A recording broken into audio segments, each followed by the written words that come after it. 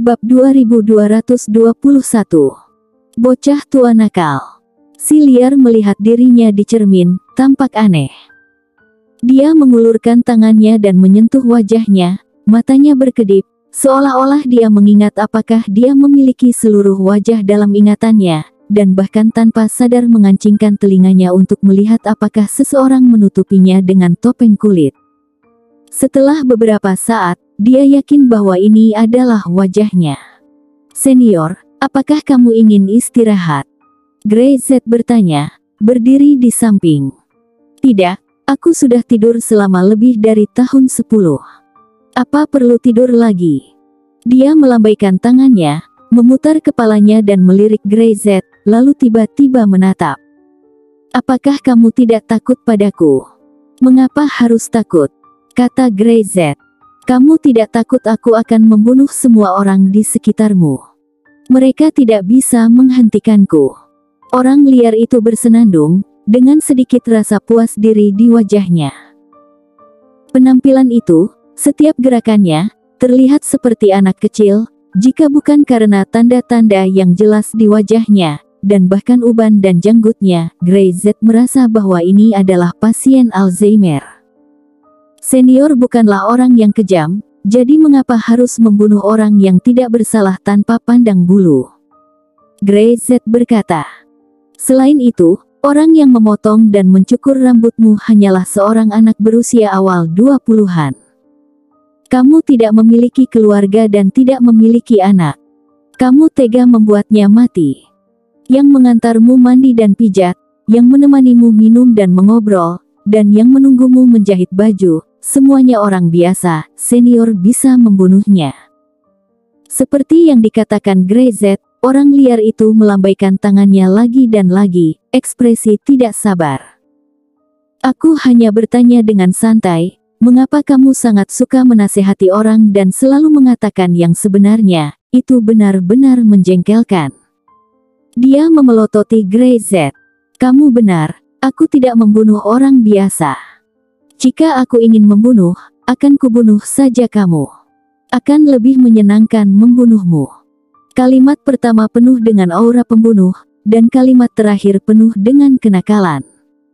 Grey-Z tersenyum dan tidak mengatakan apa-apa. Wajahnya tenang, tetapi dia masih waspada terhadap orang liar ini di dalam hatinya. Bagaimanapun, ini adalah master yang tiada taranya. Dia khawatir di luar seluruh gerbang gunung, hanya dirinya sendiri yang bisa menahannya. Jika dia ingin benar-benar membunuh, di daerah selatan pesisir ini, darah akan mengalir ke sungai.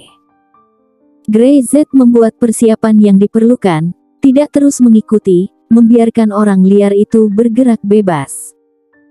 Orang-orang di sekitar awalnya sedikit takut dan tidak berani mendekat, tetapi setelah beberapa saat, ditemukan bahwa orang-orang liar itu memang tidak jahat, dan bahkan penuh rasa ingin tahu tentang segalanya. Meskipun temperamennya sangat keras dan dia tidak sopan dalam memarahi seseorang, dia tidak membunuhnya, dan dia jelas tahu bahwa dia tidak bisa melukai orang biasa. "Apa yang dia lakukan sekarang?" Grey-Z bertanya ketika Juan Ander masuk. Ekspresi wajah Juan Ander agak aneh, dan dia sepertinya tidak tahu bagaimana berbicara. "Katakan saja." "Dia sedang bermain kelereng dengan beberapa anak-anak di halaman," kata Juan Ander. Mendengar ini, Grey-Z terkejut dan berbalik untuk melihat Juan Ander, seolah-olah dia mengira dia salah dengar. Bermain kelereng.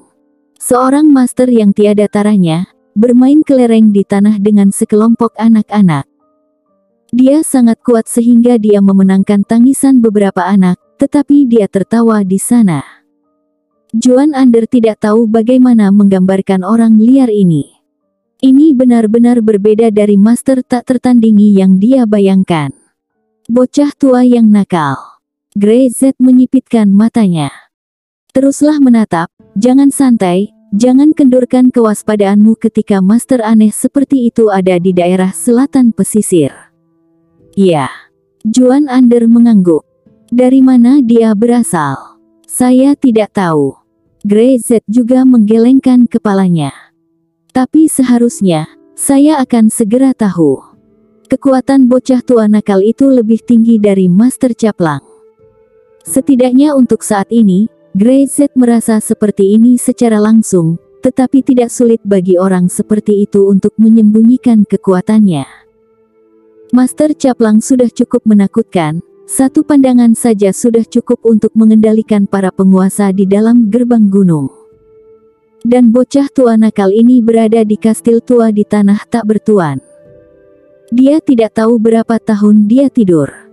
Monster seperti itu muncul satu persatu, dan Grey Z tidak tahu apakah itu hal yang baik atau buruk.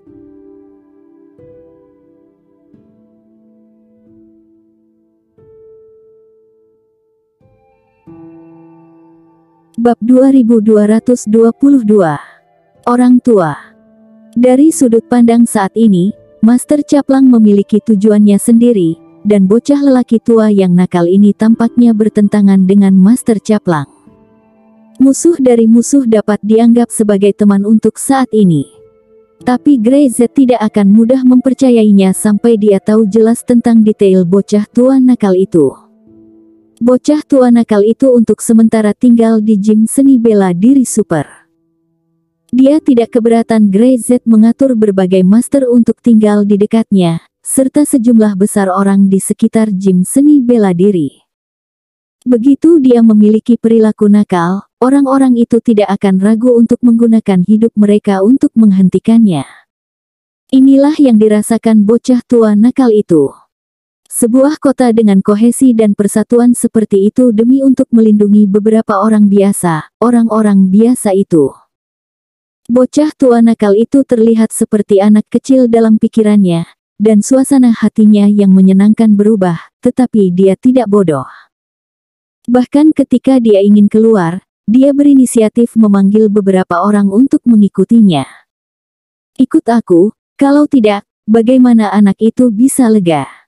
Cepat, tidak akan ada yang bisa dimakan jika kamu terlambat. Oh, ada apa dengan kakimu? Kamu tidak sebaik anak kecil saat berlari, apa kamu tidak pernah makan? Jika dia benar-benar anak kecil, hanya sedikit orang yang bisa membandingkannya. Bocah tua nakal itu bersenang-senang dan tidak bermain dengan murid-murid sekolah seni bela diri, tetapi bersenang-senang dengan anak-anak dan cucu-cucu mereka. Dia adalah seorang bocah lelaki tua yang nakal, seorang anak yang belum dewasa, tetapi tidak ada yang berani menertawakannya karena ini, bahkan penjaga pintu berusia 60 tahun dipanggil olehnya sebagai anak kecil, siapa yang berani? Di sisi lain, Grey Z telah meminta Zuko tua untuk membuka Skynet dan menatap setiap tempat di dunia. Bahkan di sisi lain medan perang di Timur Tengah, dia meminta Rian untuk kembali dan menatap, tidak berani menghilangkan kewaspadaan sedikit pun. Keberadaan Master Caplang saat ini tidak diketahui. Setelah terluka parah, pasti akan membutuhkan waktu untuk pulih dari luka-lukanya. Tetapi Grey Z tidak akan merasa bahwa Master Caplang akan dengan jujur bersembunyi dan menunggu luka-lukanya pulih. Dia pasti akan tahu bahwa ada bocah lelaki tua yang nakal menunggu untuk membunuhnya. Bagaimana mungkin orang yang licik seperti itu duduk diam dan menunggu kematian? Seperti yang dipikirkan Grey Z, Master Caplang tidak mungkin duduk diam. Dia memilih untuk kembali ke gerbang gunung dan dia siap menghadapi bocah tua nakal itu. Bukan hanya bocah tua nakal itu, tetapi orang lain, orang-orang tua itu, pasti tahu bahwa dia kembali. Jika bukan karena takut pada mereka, Master Caplang dulunya akan kembali sendiri alih-alih memperalat sekte besar. Tapi sekarang, dia tidak punya pilihan, dia hanya bisa kembali. Bahkan meski dia mengkhianati orang-orang ini saat itu, dan membuat orang-orang ini membayar harga yang sangat mahal, kembali sekarang jelas merupakan mencari kematian, tetapi dia harus kembali. Dia sudah bangun. Master Caplang membuka matanya, dan luka-lukanya pulih dengan cepat, yang sungguh luar biasa bagi orang biasa. Dia menggerakkan otot dan tulangnya sedikit, dan itu tidak mempengaruhi tangannya. Ada beberapa hal lagi. Saya kira itu akan memakan waktu. Kebetulan itu seperti Tuhan mengaturnya dengan sengaja. Dia tertawa, dengan sedikit sarkasme dan penghinaan dalam tawanya. Untungnya, saat dia bangun, dia amnesia, saya khawatir dia tidak ingat siapa dirinya. Tapi Master Caplang tahu bahwa orang itu pasti mengingatnya, dia pasti ingat, dan dia pasti ingin membunuh dirinya. Dia bangkit, wajahnya sangat biasa, dan tidak ada yang akan memperhatikannya ketika dia berjalan di antara orang banyak. Dia mengubah wajahnya lagi, yang sebelumnya hancur dalam ledakan. Sekarang dia, dengan kulitnya yang putih dan bahkan pupil matanya berubah menjadi biru tua, terlihat seperti orang asing dengan rambut pirang dan mata biru. Berjalan keluar dari hutan, Master Caplang langsung pergi ke kota terbesar di Amerika Utara dan menemukan organisasi lingkaran bawah tanah terbesar di daerah tersebut. Di ruang perjudian, ada asap rokok yang kuat di mana-mana, dan iritasi membuat hidung orang hampir mati rasa. "Siapa yang kamu cari?" Melihat Master Caplang masuk, seseorang langsung bertanya. Ruang perjudian pribadi semacam ini hanya melayani orang-orang di organisasi mereka sendiri. Orang luar tidak boleh masuk. Kemana semua orang di luar? Apakah mereka tidak menghentikanmu? Retak. Master Caplang langsung mengulurkan tangannya, mencekik lehernya, suaranya serak. "Aku mencari orang sepertimu, orang yang paling banyak bicara."